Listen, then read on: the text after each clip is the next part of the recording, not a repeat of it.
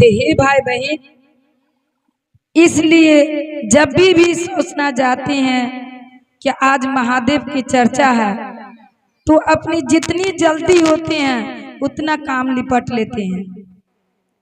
जबकि अभी छठ पूजा का दिन है, किसी घर में काम काज से अभी फुर्सत नहीं है, मगर फुर्सत निकाल कर अपनी महादेव की चर्चा में, महादेव के चरण में आना जरूरी है।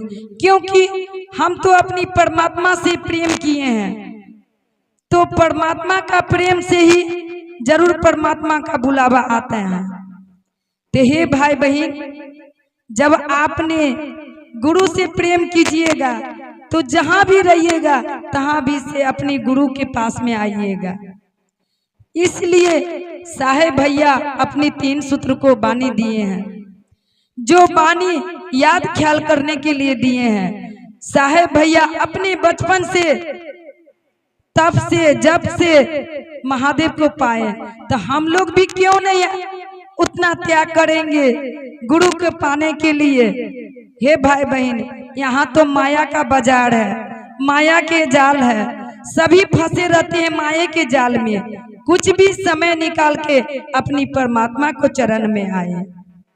तो हम लोग की बानी जो अभी बहना बोले हैं कि 3 सूत्र को बानी, 3 सूत्र को बानी, तो कितनी खुशी की बात है जो हम लोग के 3 सूत्र के बानी अनमोल बानी मिले हैं, जिसमें इस बानी में कोई खर्च बर्च नहीं है, कोई जाति पाति का बंधन नहीं है, कोई नेमा मिश्री की जरूरत नहीं है। जबकि छठ पूजा करते हैं तो हर एक चीज 1 महीना आगे से जोड़ना पड़ता है कि हम सूरज देव की पूजा करेंगे, छठ पूजा, आज डगरा लेंगे, ढकिया लेंगे, नारियल लेंगे।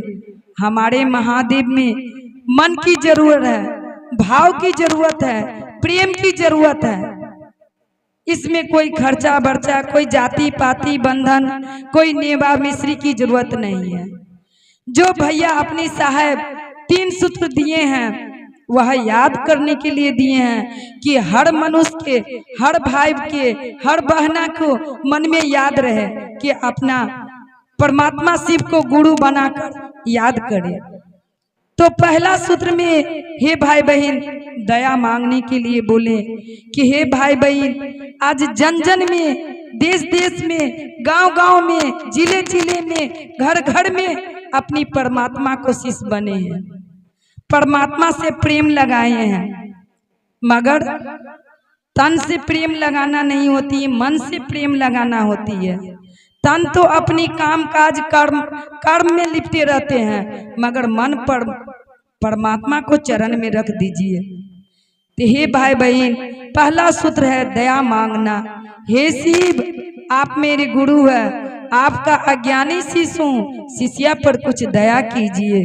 दया किस लिए दिए हैं कि आप लोग हर समय सूरज को जल चढ़ाते हैं तो कहते हैं कि हे सूरज भगवान सदा सुहागन बना के रखे, सदा पुत्र को आबाद बना के रखिए, धन दे, आशीर्वाद दे, मगर मांगते हैं। इसी तरह अपनी परमात्मा से दया मांग के देखिए, दया कितना बड़ा चीज होते हैं, मगर जिस भाव से मांगिए उसी भाव से पाइएगा।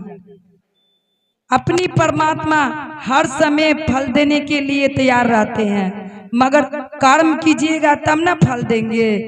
हम लोग इधर उधर भटकेंगे, परमात्मा को याद ख्याल नहीं करेंगे, परमात्मा के सच्चे भाव से नहीं लगाएंगे, सच्चे प्रेम से नहीं लाएंगे तो पाएंगे क्या चीज।